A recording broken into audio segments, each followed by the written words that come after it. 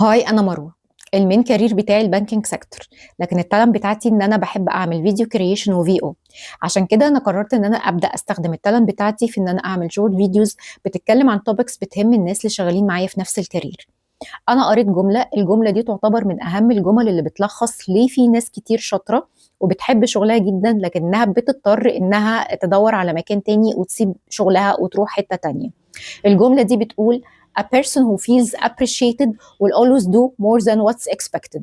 الشخص اللي بيحس بتقدير دايما بيعمل كل اللي عليه وأكتر وأزيد من كده كمان، لأن التقدير هو اللي بيكون وقود شعلة النشاط اللي بتبقى موجودة عند أي موظف.